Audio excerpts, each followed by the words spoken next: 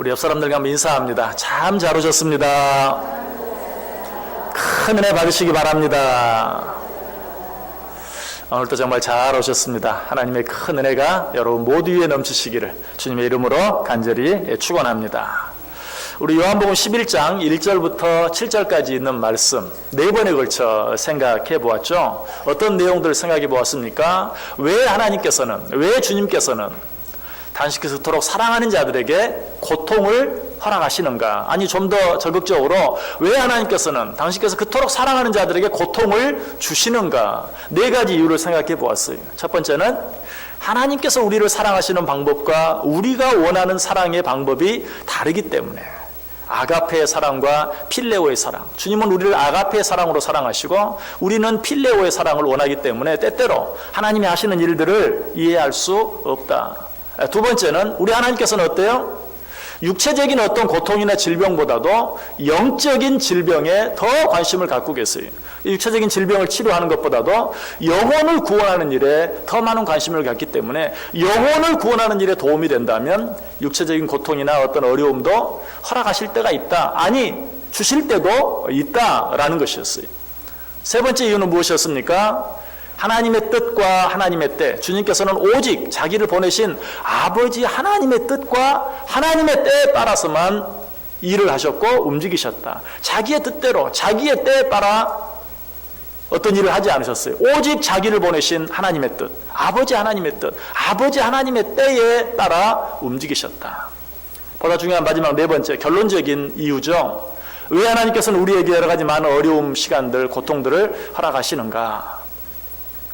우리가 당하는 육체적인 고난은 죽을 병이 아니 하나님의 영광을 위한 것이, 우리가 이 땅에서 당하는, 육체적으로 당하는 그 고통 때문에 우리가 망하는 법이 없어요. 오히려 그 일을 통해서 어때요? 하나님께 유익이 되고 하나님께 영광이 되고, 하나님께 영광이 되면 궁극적으로 우리에게도 유익이 되는 일이기 때문에 잠시 잠깐 우리는 너무 힘이 들고 어렵고 그 모습을 바라보는 하나님께서도 너무 마음이 안타깝고 아프시지만 궁극적인 우리의 유익과 하나님 나라의 영광을 위해서 그 일들을 허락하실 때가 있다라는 것을 4시간에 걸쳐서 생각해 보았어요. 자, 그런데 이제 이 모든 일들을 마친 후에 예수님께서 뭐라고 말씀하십니까? 오늘 본문이 시작하는 7절에 그 후에 제자들에게 이르시되 유대로 다시 가자. 조금 전까지는 어때요? 나사로가 죽어가고 있는데도 가지 않았어요. 이틀이나 더 머뭇거리시면서 지체하시면서 가지 않았어요. 그런데 이제 방금 말씀드린 그 모든 뜻을 이루신 후에 하나님께서 계획하신 때가 되었을 때 주님께서는 비로소 뭐라고 말씀하세요? 제자들에게 이르시되 유대로 다시 가자. 그러자 함께 있던 제자들이 뭐라고 말합니까? 8절 보세요. 제자들이 말하되 랍비여, 방금도 유대인들이 돌로 치려 하였는데 또 그리로 가시려 하나이까? 여기서 말하는 방금 유대인들이 돌로 치려 했다는 것은 요한복음 10장에 있는 내용이에요. 요한복음 10장에 보면 수전절이 되었는데 예수님께서 그들 앞에서 설교하셨죠. 말씀을 전했어요. 뭐라고? 내가 너희에게 영생을 주노라. 나와 아버지는 하나이니라. 그러자 이 말씀을 들은 사람들이 뭐라고 말했어요? 참남하다. 개혁개정 성경은 뭐라고 번역했죠? 신성모독이다. 네가 어떻게 감히 하나님과 내가 하나라고 말할 수 있느냐? 그러면서 돌로 쳐 죽이려고 했어요.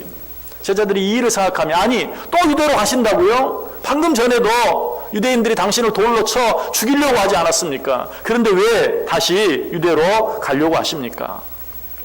라고 제자들이 말하고 있는 것을 봐요. 여러분, 이런 말을 들으면 어때요? 야, 제자들이 참 그래도 사랑스럽다.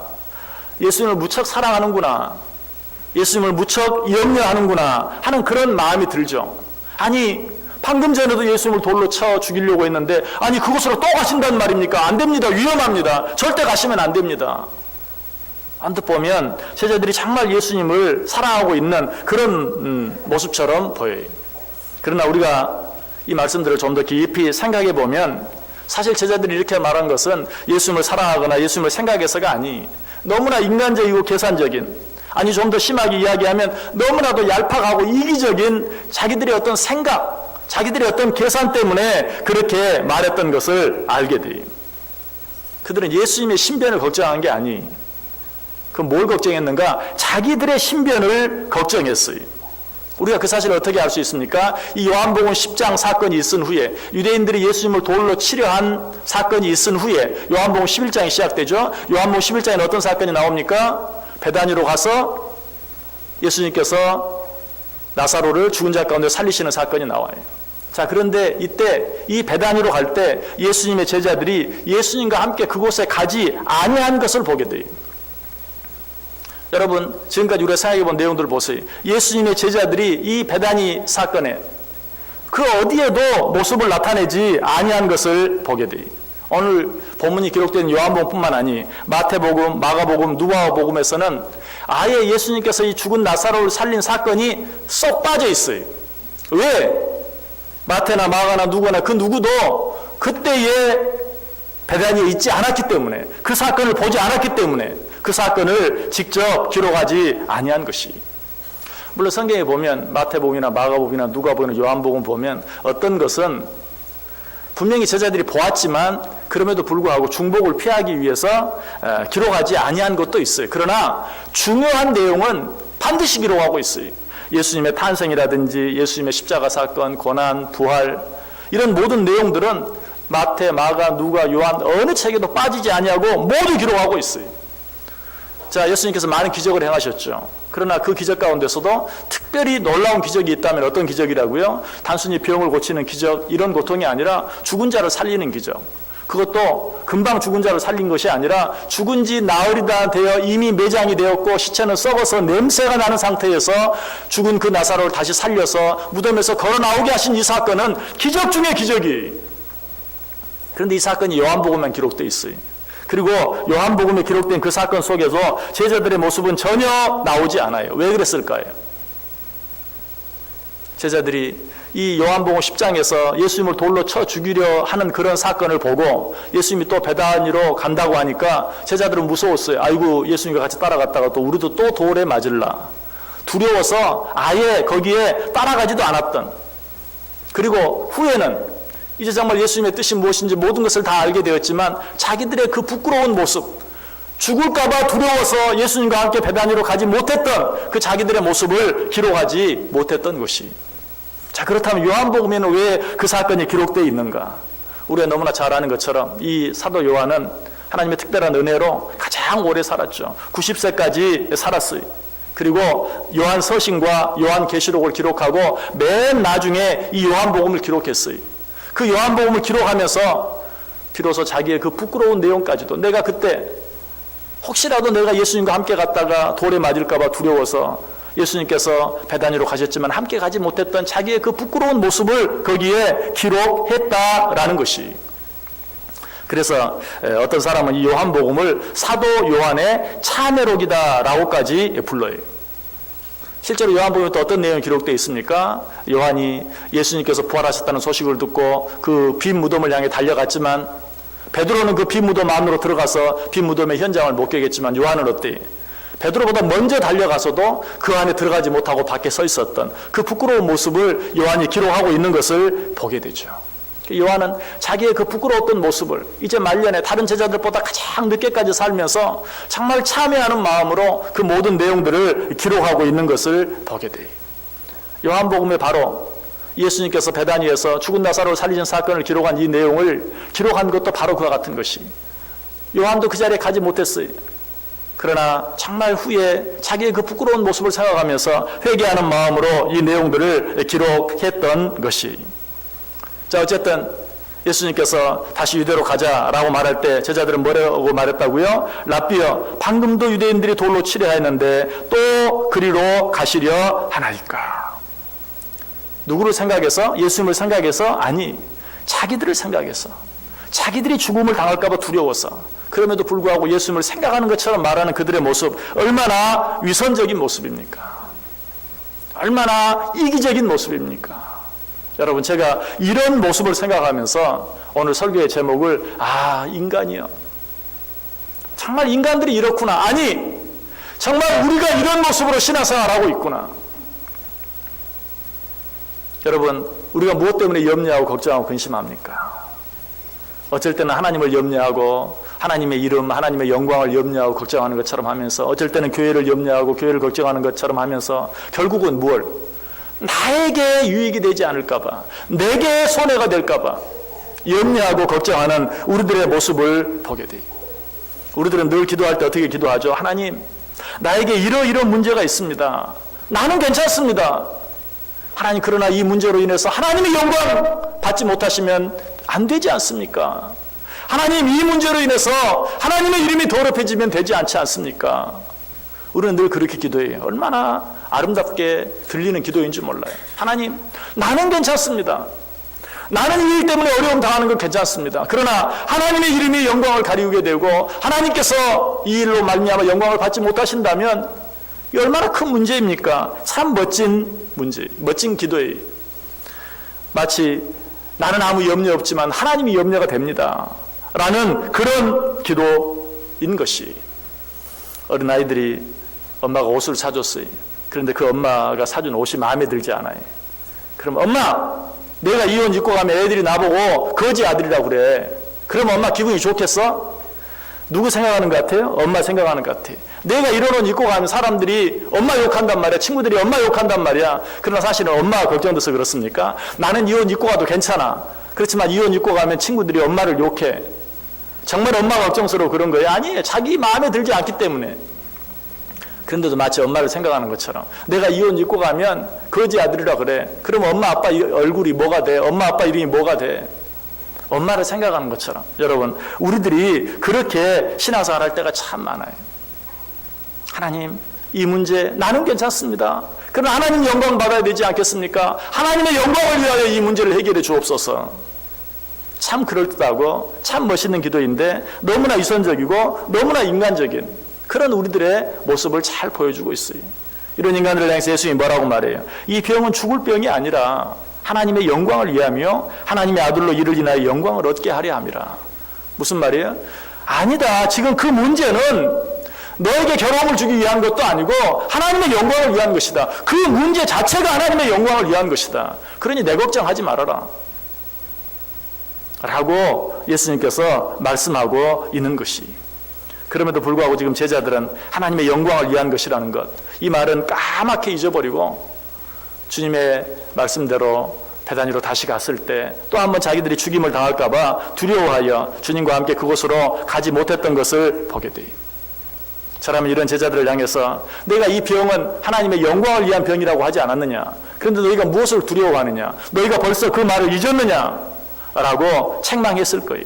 그러나 예수님께서 그렇게 하지 아니하고 다시 한번 그들을 향해서 뭐라고 말합니까? 9절 보세요. 예수께서 대답하시되 낮이 12시간이 아니냐? 사람이 낮에 다니면 이 세상의 빛을 봄으로 실족하지 아니하고.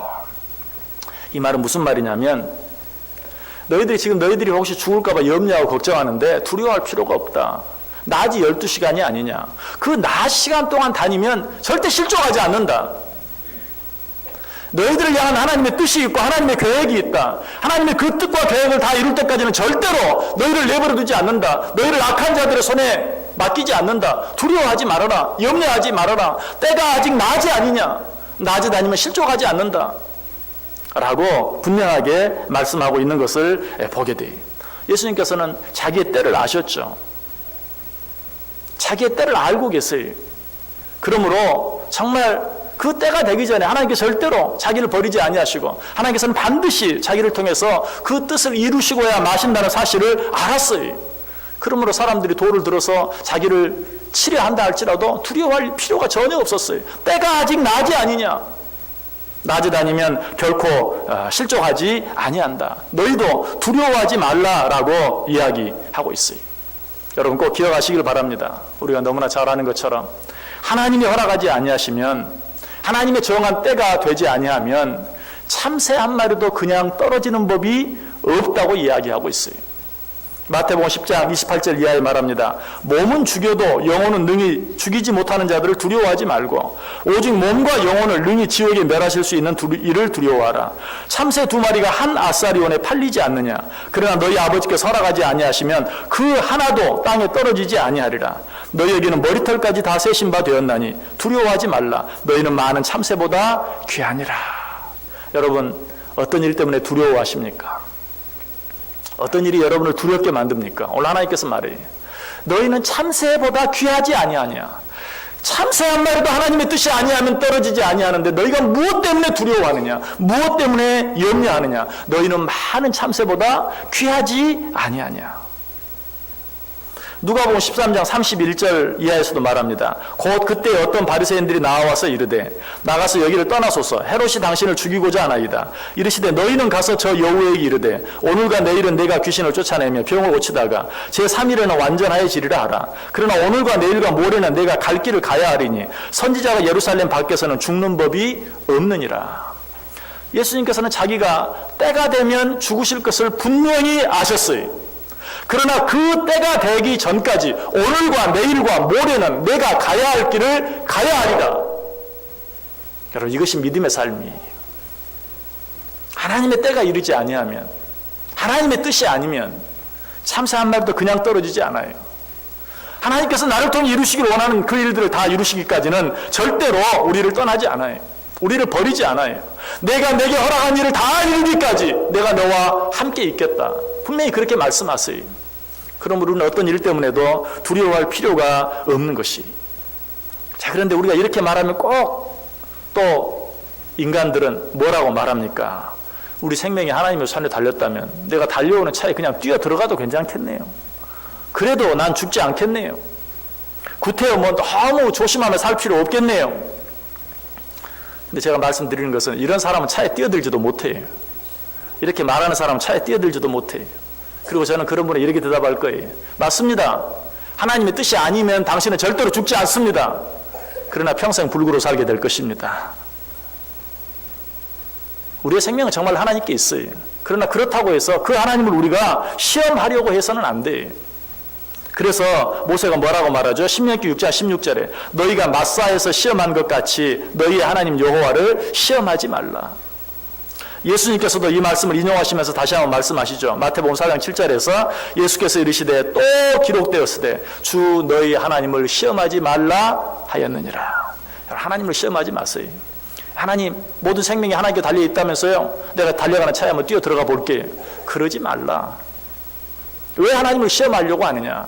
하나님께서 당신의 뜻 안에서 당신의 때가 이르기까지 너희와 함께하고 너희를 지키고 너희를 보호할 것이다. 너희가 할 일은 그때가 언제인지 알지 못하는 우리가 할 수 있는 일은 그때가 될 때까지 어떤 것도 두려워하지 아니하고 내가 할 수 있는 최선을 다해서 예수님이 말씀하신 것처럼 제3일은 내가 죽어야 하리라. 그러나 오늘과 내일과 모레는 내가 가야 할 길을 가야 하리라.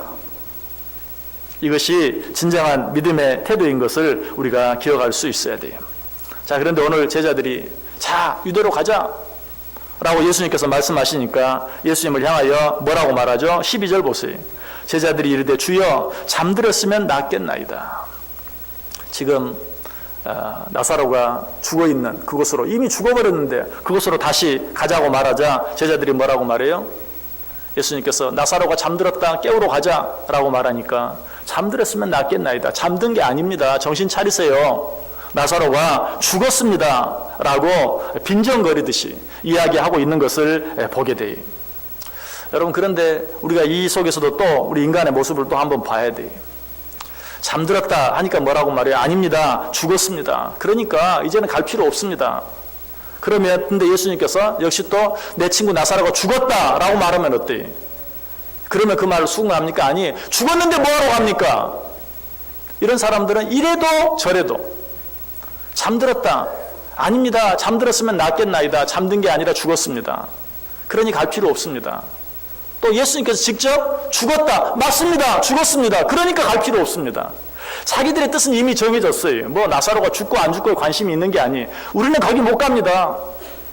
사람들이 당신을 돌로 치려했지 않습니까? 죽이려 하지 않았습니까? 또 가면 또 돌로 치려할 것이고 그 돌에 우리까지 맞아 죽을 수 있습니다. 나는 그러니 그곳에 가지 않겠습니다. 나사로가 잠들어 있느냐 죽어 있느냐 그거 문제가 아니에요. 자기들은 갈 수 없다는 것이. 우리가 역시 신앙생활을 그렇게 할 때가 참 많아요. 우리는 여러 가지 합리적인 이유를 댑니다. 이러니까 못합니다. 이러니까 못 갑니다. 그 이유가 아주 그럴듯하고 합리적이. 그러나 그 이유가 어떤 이유냐가 중요한 게 아니. 내 마음속에는 이미 나는 그런 일은 못합니다. 내게 손해가 되고 내게 위험이 되는 그런 일은 나는 하지 않겠습니다. 내 뜻은 이미 정해졌어요. 그 뜻을 합리화시키기 위해서 이런 저런 이유를 드는 것 뿐이지 상황이 그러하기 때문에, 사실이 그러하기 때문이 아니. 여러분, 우리 속에 하나님께서 내게 말씀하시는 그런 내용들에 순종할 수 없는 그런 이유들을 이야기할 때 한번 기억해 보세요. 솔직하게 나 자신을 한번 돌아보세요. 정말 그것이 하나님 때문에, 하나님의 영광을 위해서, 하나님의 나라를 위해서, 내가 이렇게 하면 하나님의 영광이 가리워집니다, 내가 이렇게 하면 하나님께 손해가 됩니다, 정말 그렇기 때문입니까? 사실은 그렇게 하면 내게 손해가 되고 내게 유익이 되지 않기 때문에 그렇게 말할 때가 더 많다는 사실이. 우리는 이런 모습들 속에서 정말 우리들의 연약한 모습을 솔직하게, 제자들의 그 모습이 내 모습이구나 하는 것을 발견할 수 있어야 돼. 여러분, 설교를 들으면서 은혜를 받을 때는 어쩔 때입니까? 어떤 말씀에 은혜를 받습니까?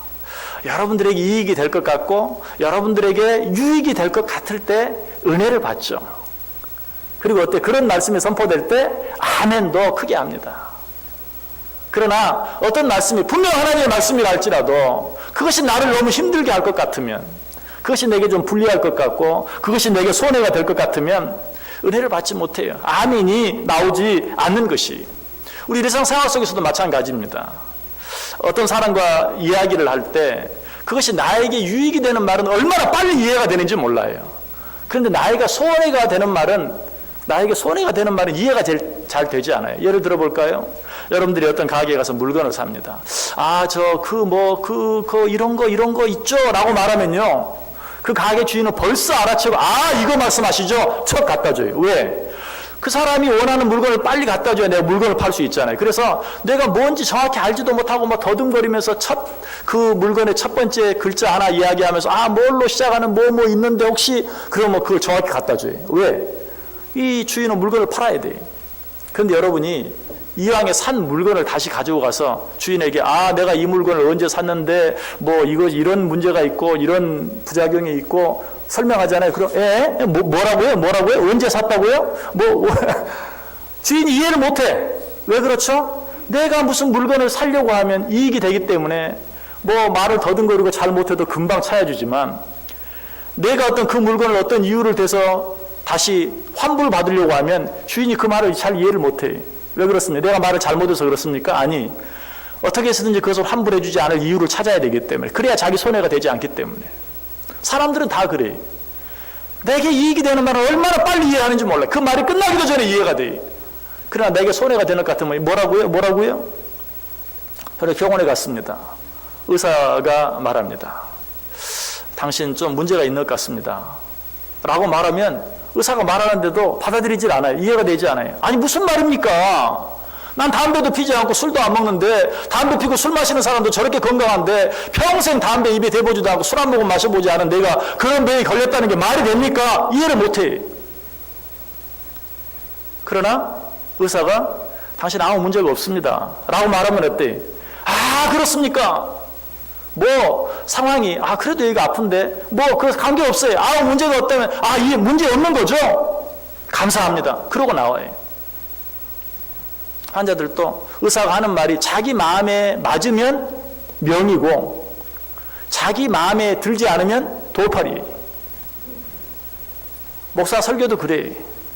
목사 하는 말이 내게 유익이 될 것 같고 내가 정말 순종하기 좋은 내 환경에 꼭 맞는 그런 말이면 은혜가 되고 아멘이 나와요. 그러나 아무리 그 말이 성경적이고 아무리 옳은 말이라 할지라도 내게 손해가 될 것 같고 그 말씀처럼 사는 것이 너무 힘들 것 같으면 이해를 못해. 우리 목사님 설교 너무 어려워. 이해가 안 돼. 그리고 그 말씀대로 순종하지 않는 것이, 이것이 우리 인간들의 모습이.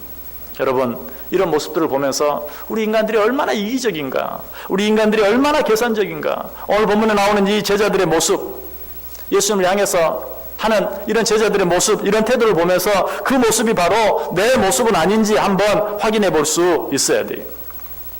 마태복음 16장에 보면 예수님께서 삼가 바리새인과 사두개인들의 누룩을 주의하라 라고 말해요. 누룩을 주의하라. 여러분, 누룩하면 뭘 생각이 나요? 사실 성경에서 누룩은 항상 죄를 가리키는 말이.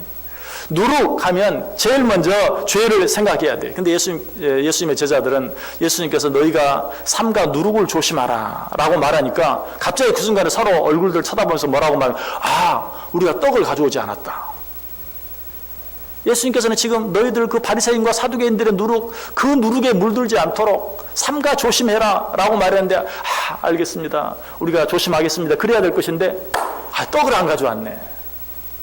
자기들 편한 대로, 자기 좋은 대로, 아니 자기들의 잘못을 가리우기 위해서 자기들 편한 대로 생각하고 말하는 그런 모습을 보게 돼요.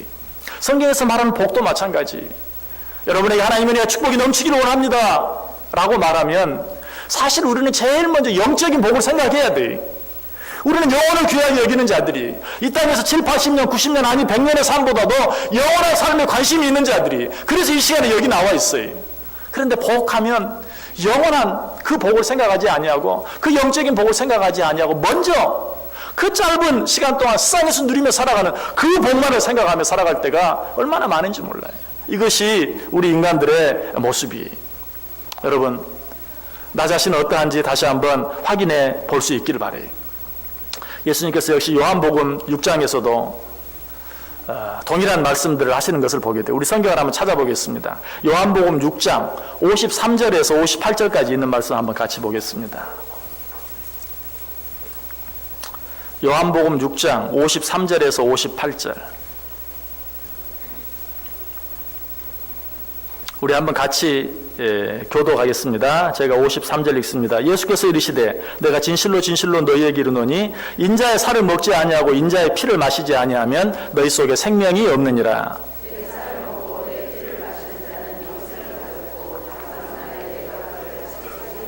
내 살은 참된 양식이요 내 피는 참된 음료로다.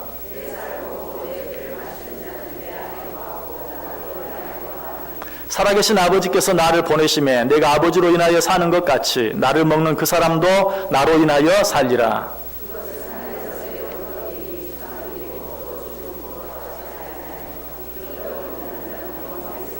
아멘. 예수님께서 내 살을 먹고 내 피를 먹는 것에 대해서 이야기하고 있어요. 여러분, 이 말씀의 의미가 무엇입니까? 내가 너희를 위하여 죽어야 한다라는 것이. 그런데 이 말을 들은 제자들이 곧바로 뭐라고 말하는 줄 아세요? 요한복음 6장 60절에 보면 제자 중 여럿이 듣고 말하되 이 말씀은 어렵도다. 누가 들을 수 있느냐? 제자들이 이 말을 이해하지 못한 거 아니? 예수님이 우리를 위해 죽어야 되신다는 말 아닌가? 다 알아들었어요. 그러면서도 뭐라고 말해요?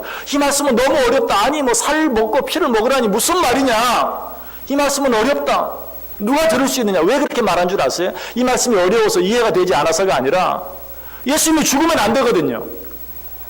예수님을 사랑해서가 아니라 예수님이 죽어버리면 그 예수님을 3년 동안 자기들의 모든 일들을 버리고 쫓아다닌 자기들은 그야말로 닥쳤던 개가 되고 말기 때문에 그 말을 받아들이기가 싫은 거예요. 모르겠어요. 이 말이 도대체 무슨 말인지 이해가 안 돼요. 자기들에게 손해가 될 것 같으면 그 말씀을 이해하려고 하지도 않고 받아들이려고도 하지 않는 그런 제자들의 모습이 거기에 분명하게 나타나 있는 것이. 여러분, 바로 이런 우리 인간들의 모습 때문에 어떻게 되었다고요? 성경이 이렇게 두껍게 되었다는 것이. 우리가 이렇게 하지만 않았더라면 성경은 사실 어쩌면 한마디면 좋게. 어떤 말씀? 주 예수를 믿으라.